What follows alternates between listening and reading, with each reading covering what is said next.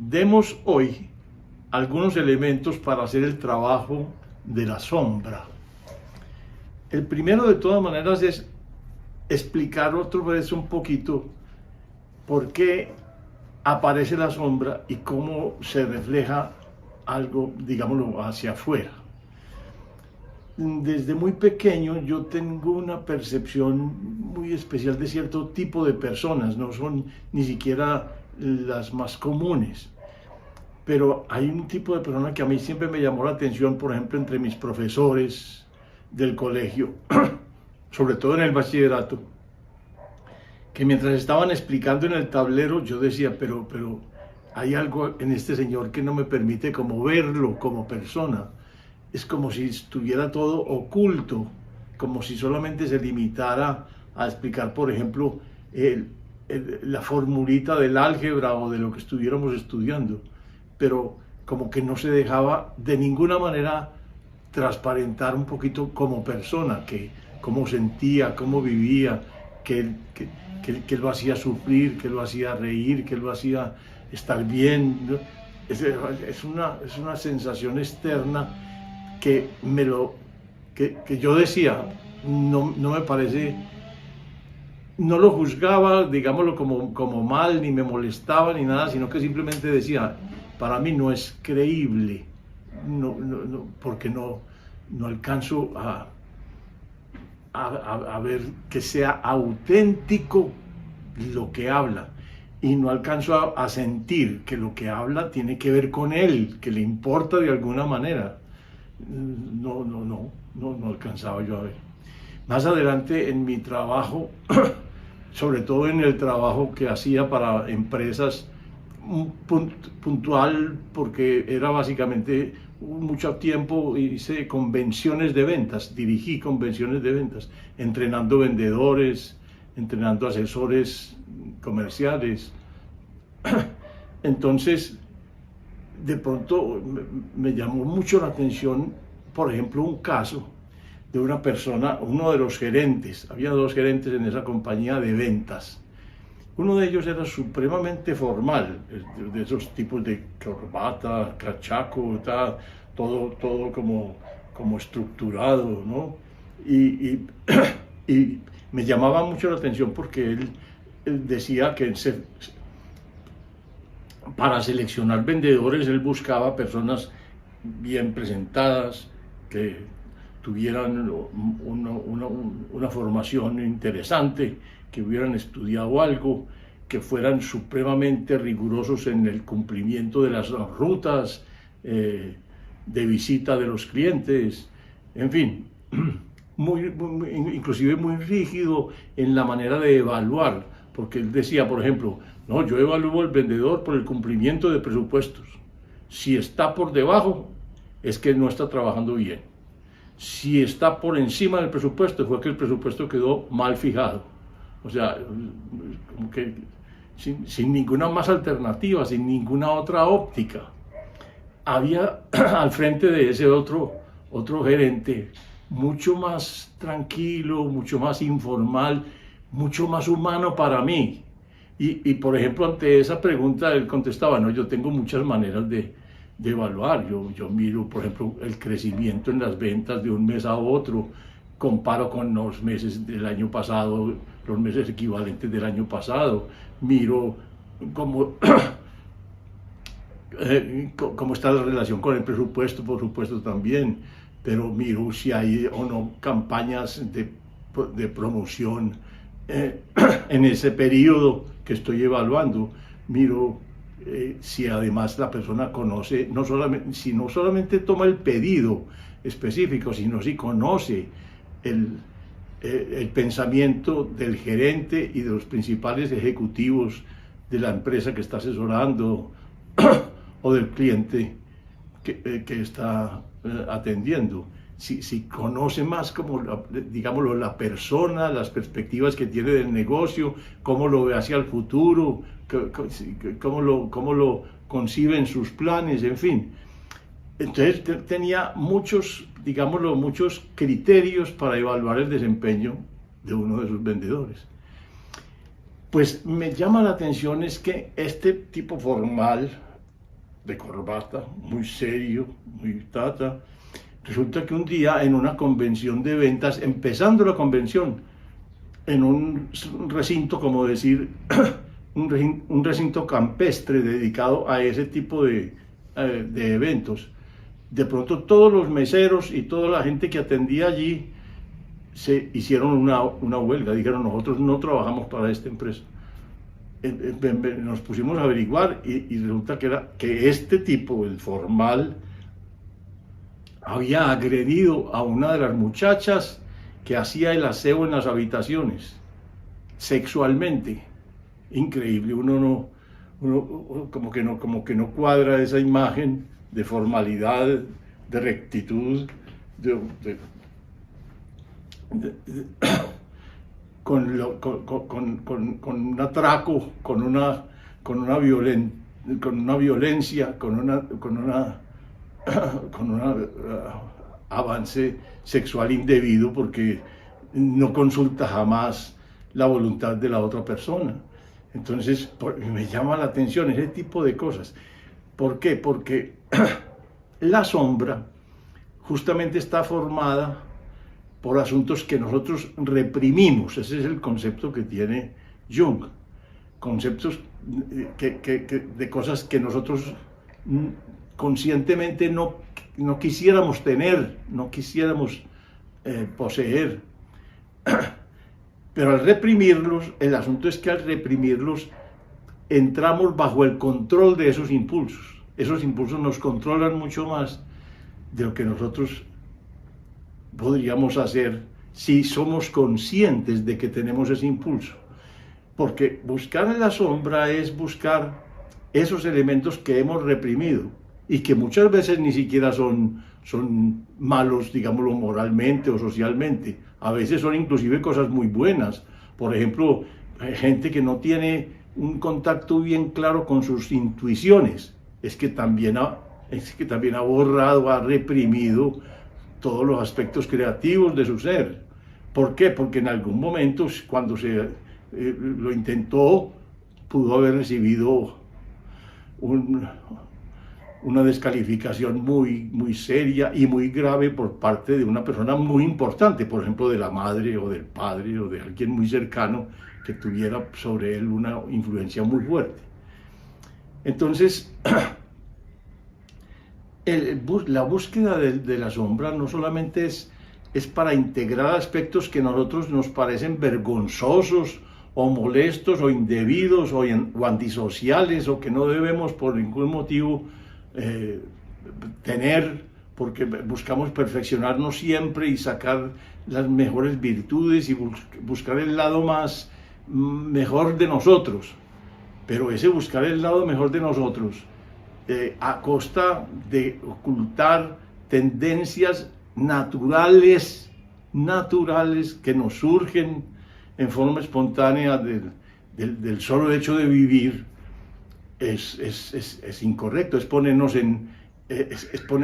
digámoslo, es exponernos mejor a que esa fuerza interna actúe controlándonos desde adentro sin nosotros darnos cuenta, sin nosotros percibir bien y sin poder controlar nada. Entonces lo que está buscando el trabajo de la sombra es, no, busque todos esos aspectos que están reprimidos, porque usted puede integrarlos.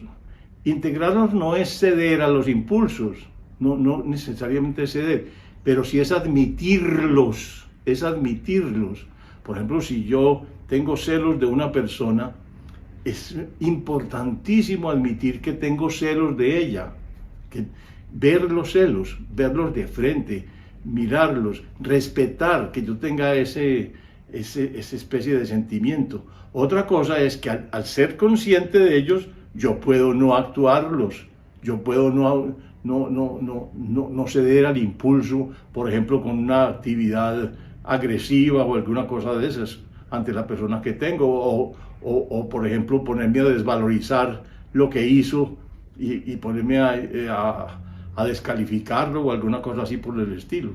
Es que yo al reconocer que tengo los celos, yo admito una parte de mí que me parece que no es muy adecuada, pero que la siento y que es verdad y que existe en mí. Pero al verla y ser consciente, puedo actuar en otra forma. No tengo por qué ceder al impulso.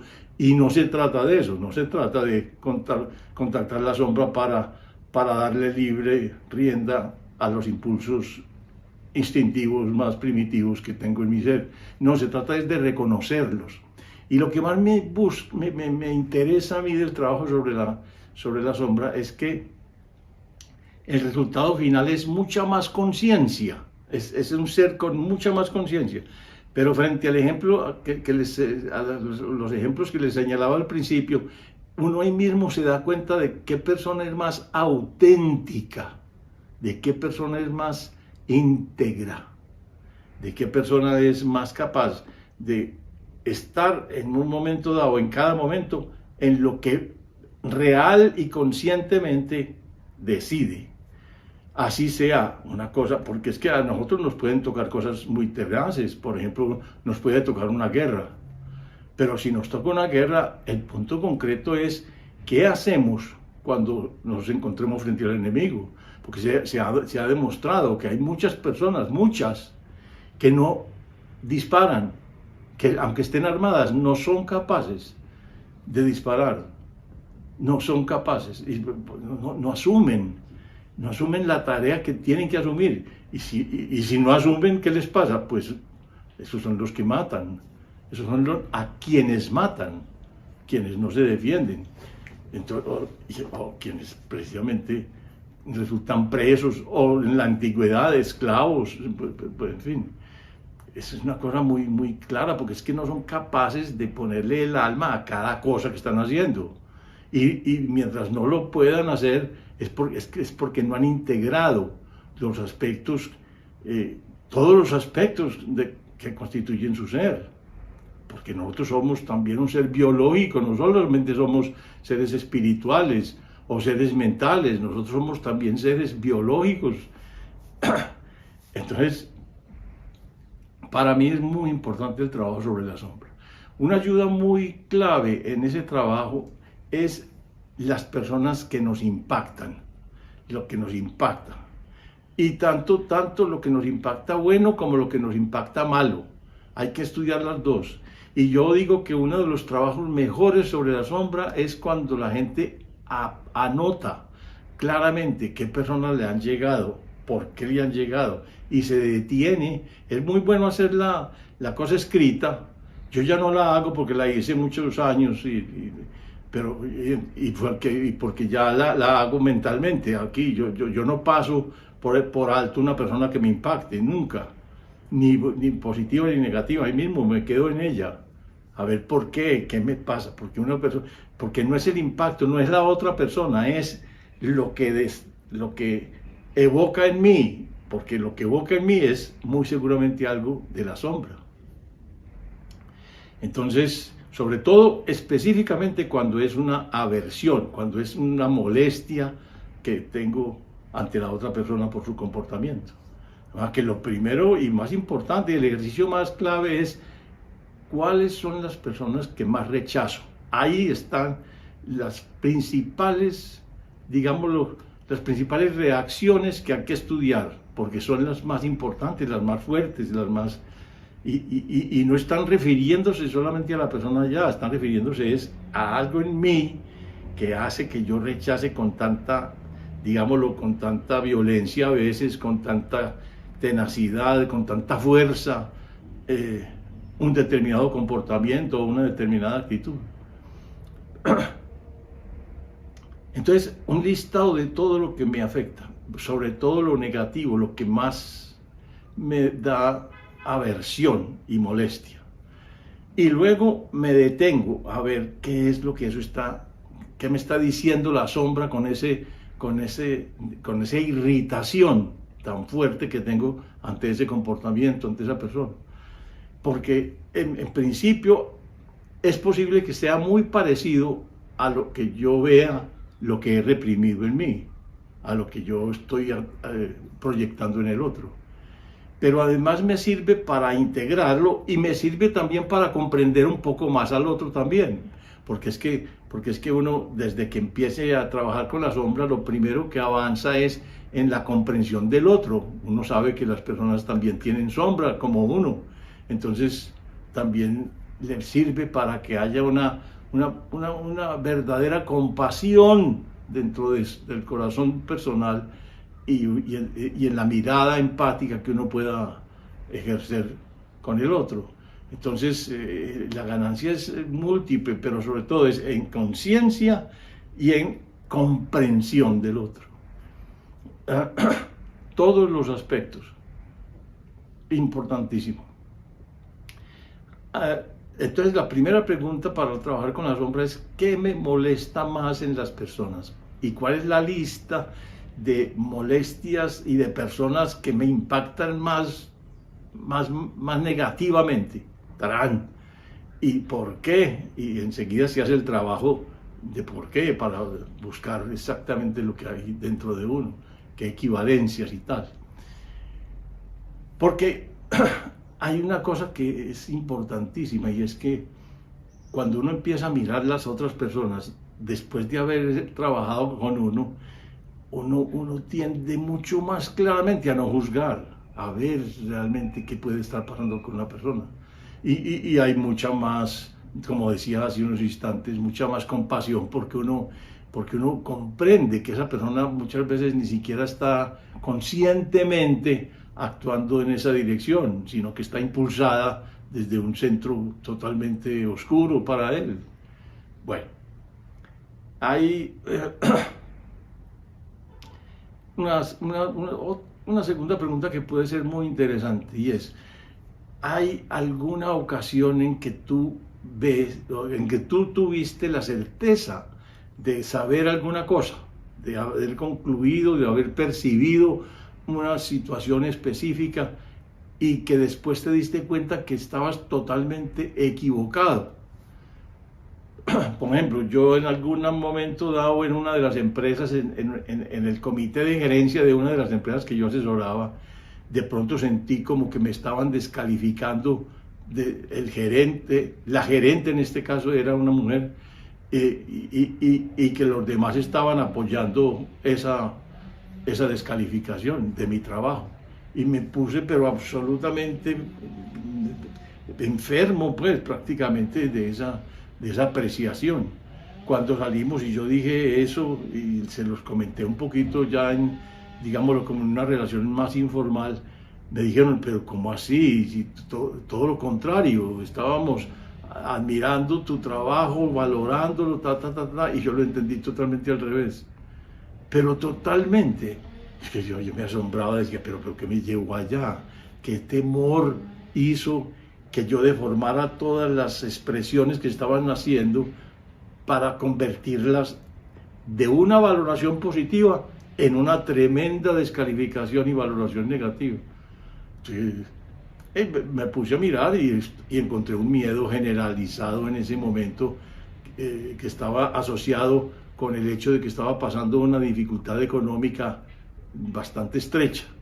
Entonces me parecía la peor amenaza de todas perder mis trabajos, por supuesto. Entonces, pero cuando ya lo vi, dije: no tengo por qué tener ese temor. Yo estoy trabajando con todo cuidado, con todo el esmero, estoy haciendo todas las tareas necesarias, las hago además con amor y con gusto, porque yo disfruto mi trabajo. Y esa es una cosa que vale la pena también tener clara. Que cuando uno no disfruta el trabajo, está muy seguramente sometido a una cosa muy compleja. Y es que la sombra tiene un objetivo, y es como cuidarlo a uno de no recibir en lo posible consecuencias aversivas. Para eso se hace la sombra, para eso se reprime, para evitar consecuencias aversivas. Entonces la sombra está organizada es como para crear una imagen, no importa que sea falsa, porque siempre es falsa, una imagen que permita que nos den apoyo, que nos den reconocimiento, que nos quieran, que nos respeten, que nos den trabajo, bueno, todas las cosas sociales que son consecuencias favorables a lo que consideramos el éxito social. Entonces hay que trabajar muy duro. Y una de las cosas que va a pasar cuando usted empieza a ser más auténtico es claramente esto. Hay gente que vive de sus debilidades manifiestas, porque es como si consumiera su energía, la drena. Y cuando usted empieza a ser más autónomo, más auténtico, más claro en sus cosas, más firme en lo que hace en todos los sentidos, porque si es amando, es amando, si es peleando, si es lo que sea, es lo que realmente con todas sus fuerzas usted puede ser. Entonces, lo primero que va a pasar es que hay mucha gente que no le va a gustar que usted ya sea capaz de decir no, capaz de decir hasta aquí llegamos, capaz de decir eso no lo admito, o sea, capaz de ser usted claramente íntegro. Mucha gente no lo querrá, pero otra gente sí. Y otra gente como yo, que está buscando autenticidad siempre y buscando desarrollo de esa autenticidad, sí que lo valorarán. Entonces, uno se va rodeando finalmente de las personas que más le favorecen el desarrollo. Hay que decir que ese trabajo no termina nunca, siempre estamos haciéndolo. ¿Y por qué? Porque uno al hacerlo se da cuenta, la primera conclusión que llega es: no existe la perfección. No hay ningún humano que sea perfecto, ninguno, por ningún lado, porque todos tenemos asuntos reprimidos. ¿Por qué? Porque otro de los asuntos importantes es, por ejemplo, la influencia de los arquetipos.